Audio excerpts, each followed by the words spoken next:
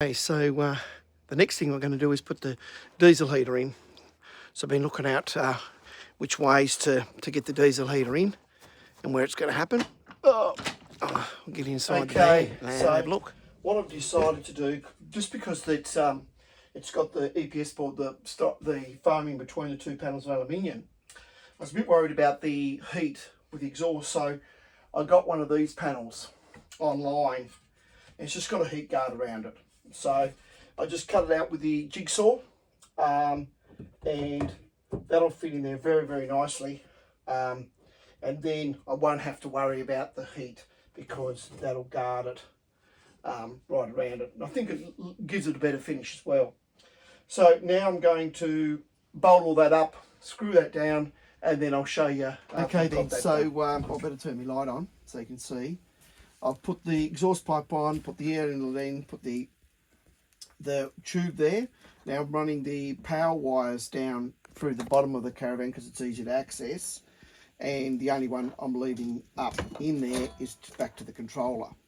So I'm going to chuck that down through there and screw that off, and that should be good as gold. Okay. Okay then, so I'm doing the diesel tank now. I've decided to put the diesel tank in here, and I've just used some stainless steel bolts and bolt it through there with some lock nushes, and then I'll just run the diesel pipe back through the pump that I've done under there.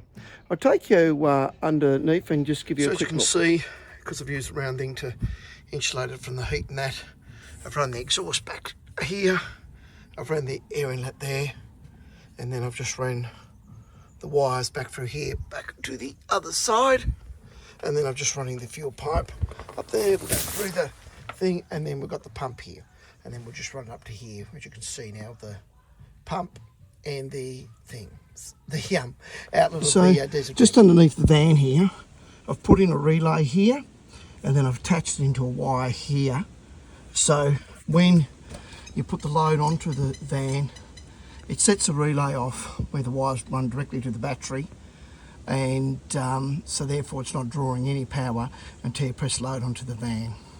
So it's very minimal amperage to set that relay off, and then the main power comes directly from the battery to the heater. So that way you can't leave the heater on if you turn the load off. The heater can't remain on. So it's a safety measure as well as not draining your battery. And when it's all finished up, it looks pretty good.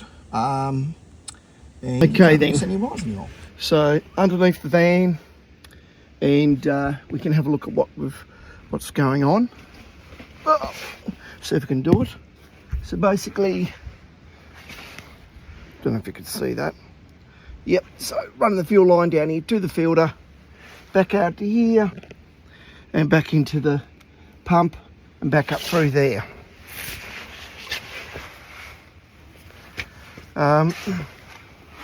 You can see here, fuel line running through here, air filters there, all running back up into the unit here, exhaust coming down here, running into the exhaust, and what I've just put is a little bit of a tail on there, so the diesel shooting away. And then I've just run the wiring up through here, back into there, back into there, back into the relay, and then back into the power box. So basically it's installed. The only thing I've got to do is put a bit of insulation around the pipe inside, and I think I'm done. Okay then, so what I've done is I've put the control unit down here, and down here I've put in the diesel heater, and down here now I've put the bit of foam insulation on it, so it's all good to go. So now I should be able to give her a test run and see how it goes. Okay then, so now I've just put the vent in here now. You can see run the wires through there, so that'll pressurise the cabin, and then you can either flick it to use it for the cabin if you want to.